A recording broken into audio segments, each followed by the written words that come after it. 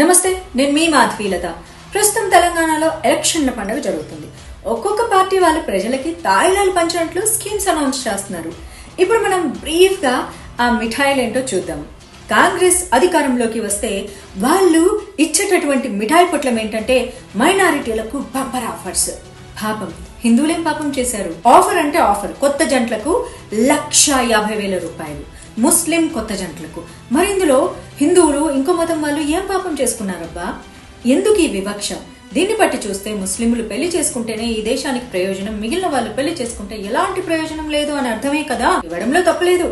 ఏదైనా సరే వాళ్ళు పేదరికంలో ఉంటే వారికి ఎలాంటి ఉపాధి అయినా ఖచ్చితంగా కల్పించాలి. కానీ వారికి మాత్రమే ఇవ్వటం, మిగిలిన వాళ్ళకి ఇవ్వకపోవడం, మైనారిటీల సంక్షేమ బడ్జెట్ 4,000 కోట్లకు పెంపు, సబ్సిడీ రుణాలు 1,000 కోట్ల రూపాయలకు పెంపు. సరే, అది కూడా తప్పులేదు.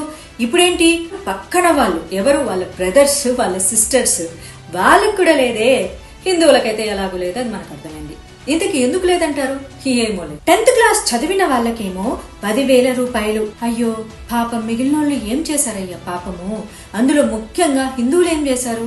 సర్లే, ఇంటర్మీడియట్ చదివిన తర్వాత 15,000 రూపాయలంట. మరి మిగిలిన వాళ్ళు ఏం కర్మ చేసుకున్నారు? అది కాంగ్రెస్ వాళ్ళకి తెలియాలి. మరి అలాగే పీజీ చేస్తే 1,00,000 రూపాయలట. మరి హిందువుల పిల్లలు ఏం పాపం చేసుకున్నారయ్యా? 10th తర్వాత, ఇంటర్ తర్వాత, పీజీ తర్వాత అసలు చదవకూడదా? సర్లే, అసలు 10th నుంచే చదవకూడదని మీరు కంకణం కట్టుకున్నట్లు మాకు అర్థమైంది. ఇక విషయం ఏంటంటే, ఎంఫిల్ పూర్తి చేసుకున్న మైనారిటీ ముస్లింలకి, క్రిస్టియన్లకి, సిక్కుల పిల్లలకి 5 లక్షల రూపాయలట. ఇందులో మహాపాపం చేసుకుంది ఎవరయ్యా అంటే హిందువుల పిల్లలు మాత్రమే. ఎందుకు ఈ వివక్ష? ఏమిటి వివక్ష? ఎందుకు ఈ వింత ధోరణి? ఎందుకు ఈ సపరేషన్? ఈ భారతదేశంలో హిందువుల పిల్లలు దేనికి పనికిరారా? మూసుకొని కూర్చొని అని అర్థమే కదా. మరి కాంగ్రెస్ వాళ్ళకి తెలియాలి. నాకు ఇలాంటప్పుడే అనిపిస్తుంది ఇది కాంగ్రెస్ కాదు, కాంగ్రెస్ ముచ్చట అని చెప్పేసి. అంటే జనాలకు మస్తు కోపాలు ముంచుకొస్తాయి. గాని మరి మీరు చేస్తున్న పద్ధతి ఏంటయ్యా? మరి మాకు ఇలా అనిపించడంలో తప్పేముంది? సరే, ఇది వదిలేస్తే ఇమాంలకి, పాస్టర్లకి గౌరవ వేతనం కింద 10,000 రూపాయలు. పాపం గుళ్ళు పూజారులు ఏం చేశారు?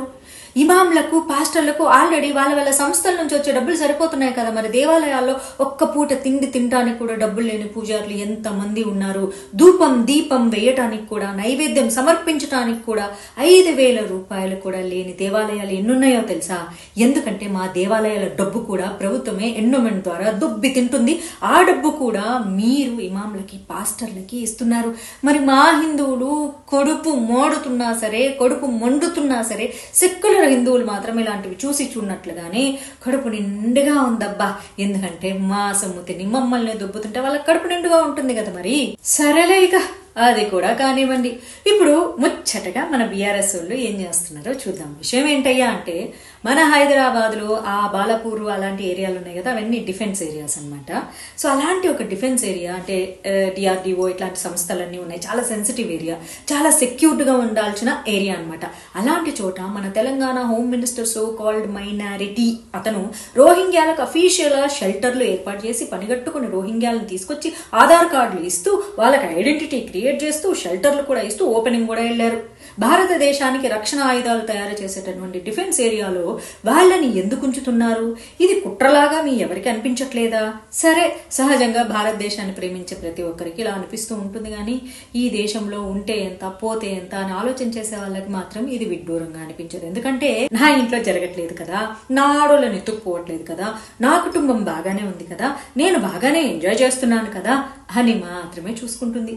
ప్రభుత్వాన్ని నిందించడమే పనిగా పెట్టుకున్న కొంతమంది మోడీ ఏం చేసినా తప్పు అని నిందించే మరి కొంతమంది, అసలు యోగి భవిష్యత్తులో ప్రధానమంత్రి అయితే ఈ దేశాన్ని పూర్తిగా నాశనం చేస్తాడు, మిగిలిన వాళ్ళను బతకనివ్వడాన్ని ప్రాపగాండా చేసేవాళ్ళు మరికొంతమంది. వీళ్ళందరికీ మన రక్షణ రంగాన్ని నాశనం చేసేటటువంటి బంగ్లాదేశ్ నుంచి, పాకిస్తాన్ నుంచి వచ్చిన వారిని రక్షించి అఫీషియల్ గా మన చుట్టూ ఉంచుకోవడమే వారికి ఆనందాన్ని కలిగిస్తుంది. ఇక మీరే ఆలోచించుకోండి, ఎవరికి ఓటు వేయాలి, ఎవరికి ఓటు వేయకూడదు, ఎవరికి కాటు వేయాలి, ఎవరికి ఏమేం చేయాలని మీ విజ్ఞానానికే వదిలేస్తున్నాను. ధన్యవాదాలు.